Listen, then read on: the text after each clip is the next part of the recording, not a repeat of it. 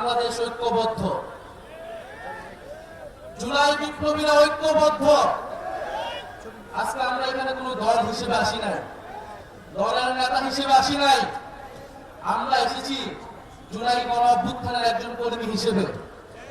আমরা মনে করি বাংলাদেশ আজ আক্রান্ত হয়েছে। শরীফ ওসমান হাদির গায়ে গুলি লাগার মাধ্যমে জুলাই বিপ্লব এবং বাংলাদেশ আক্রান্ত হয়েছে।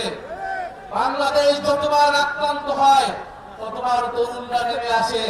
আজকে আমরা শহীদ মিনারে একত্রিত হয়েছি সেই গণ অভ্যুত্থানের ঐক্যের প্রতীক হিসেবে। সংগ্রামী বন্ধুগণ, স্বরাষ্ট্র উপদেষ্টার পদত্যাগের দাবি উঠেছে। আমরা মনে করি নৈতিকভাবে উনি আর এই দায়িত্বে থাকতে পারেন না। 5ই আগস্টের পরবর্তীতে আমরা দেখেছি বাংলাদেশের আইন শৃঙ্খলা ফেরত আসে নাই। বাংলাদেশে জুলাই গণ অভ্যুত্থানে অংশগ্রহণকারীদের টার্গেট করা হয়েছে, শহীদ পরিবারদের টার্গেট করা হয়েছে, মামলা বাণিজ্য করা হয়েছে, বিচার ঠিক মতো করা হয় নাই। তারপরও আইন উপদেষ্টা, স্বরাষ্ট্র উপদেষ্টা তাদের পদে বহাল ভাবে থেকেছেন। আমরা বারবার আপনাদেরকে সাবধান করেছি, কিন্তু আজকে আমার ভাইকে গুলি খেয়ে জীবনের ঝুঁকি নিয়ে আজকে তাকে বাংলাদেশ ছাড়তে হচ্ছে। আমরা স্পষ্টভাবে বলতে চাই, বাংলাদেশের আইন শৃঙ্খলার নিরাপত্তার প্রশ্নটা গত 16 বছরে আমরা দেখেছি গোয়েন্দা সংস্থা গত 16 বছরে সকল বিরোধী দলকে দমন করতে ব্যবহার করা হয়েছিল। এত অভিজ্ঞ আমাদের গোয়েন্দা সংস্থা, তারা গুম খুন সবকিছু দক্ষতার সাথে করতে পেরেছিল, কিন্তু 5ই আগস্টের পরে তাদের দক্ষতা কোথায় যেন চলে গিয়েছে। তারা এখন আর কাউকে গ্রেফতার করতে পারে না। তারা খুনিকে বাংলাদেশের বর্ডার থেকে পার হতে দিতে পারে। তারা 72 ঘন্টা পার হলেও কোন খুনিকে গ্রেফতার করতে সক্ষম হয় না। ফলে শুধু স্বরাষ্ট্র উপদেষ্টা নয়, কোথা থেকে এই ধরনের খেলা চলছে সেই ডিপ স্টেট নিয়ে আপনাদেরকে কথা বলতে হবে, সেই গোয়েন্দা সংস্থা নিয়ে আপনাদেরকে কথা বলতে হবে। প্রিয় বন্ধুগণ, আগামীকাল বিজয় দিবস 16ই ডিসেম্বর। এই বিজয়ের প্রাক্কালে বাংলাদেশের 54 বছরের ইতিহাস আমাদেরকে পর্যালোচনা করতে হয়। 1971 সালের 16ই ডিসেম্বর থেকেই যেমন আমরা বিজয় পেয়েছি, তেমন আমাদের প্রতিরোধের যাত্রাও শুরু হয়েছিল। সেই প্রতিরোধ ছিল ভারতীয় আগ্রাসনের বিরুদ্ধে প্রতিরোধ। 1971 সালের 16ই ডিসেম্বর থেকে সেই প্রতিরোধ শুরু হয়েছিল। আজকে পর্যন্ত সেই প্রতিরোধ যাত্রা আমাদেরকে অব্যাহত রাখতে হচ্ছে।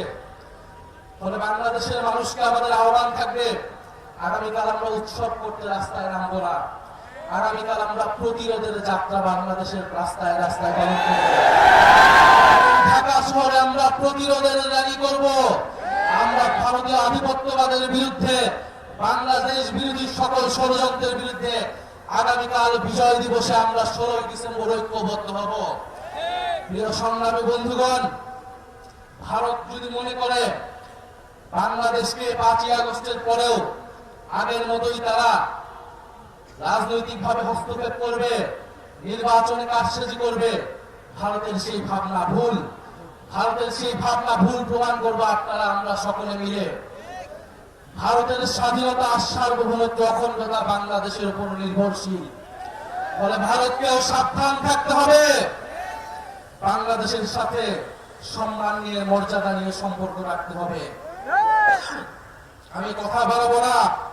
আজকে আমরা ঐক্যবদ্ধ হয়েছি শরীফ ওসমান হাদি ভাইয়ের যে গুলির বিচারের দাবিতে, এবং তার উপরে হামলা কোনো বিচ্ছিন্ন ঘটনা নয়। যে ইলেকশন কমিশন এই কথা বলে, সেই ইলেকশন কমিশনার দায়িত্বে থাকার কোন নৈতিক অধিকার থাকে না। তার অধীনে কোন সুষ্ঠু নির্বাচন হওয়া সম্ভব কিনা এই প্রশ্ন আমরা গত 6 মাস ধরে করে যাচ্ছি। আমরা আশা করব অবিলম্বে তিনি তার এই বক্তব্য প্রত্যাহার করবেন।